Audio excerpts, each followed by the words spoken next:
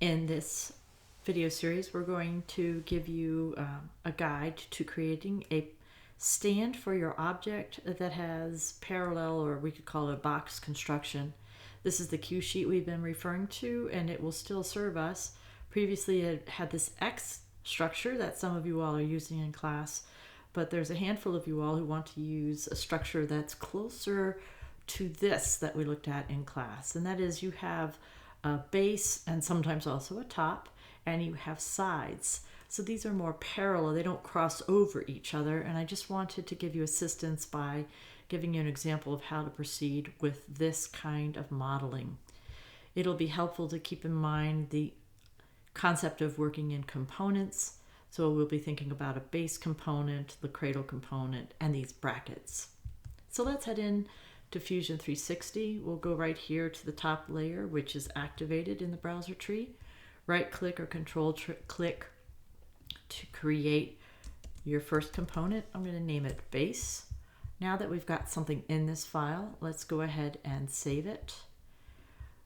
Please go to your project folder, which is stand. If you have not created that, you need to do that by clicking project, new project, and name it stand, and be sure that that's activated in the location. And I'm going to call this Art 6, last name, and pen stand. I'm going to call this pen stand 2. Once we're in this space, let's go ahead and set up some user parameters. Going to modify, change parameters. We'll define Tmax, which is the thickness of our material, and 0.24 is the right expression for us. We're using 1/4 inch plywood, which actually measures just under a 1/4 inch. When we start making notches, we'll want to have some clearance.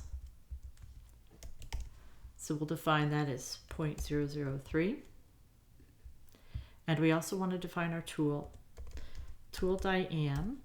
diameter. And we'll enter this, it's an 1/8 inch tool, so in decimal terms, that's 0.125. We're going to multiply it, put an asterisk, by a factor of 1.1. That gives us a 10% space around the tool as it spins, so we cut but don't create friction, which causes burning. So that space is important to us in the fabrication phase. That's all we need to do to set up, and we'll meet you in the next video where we do a rough model of our object.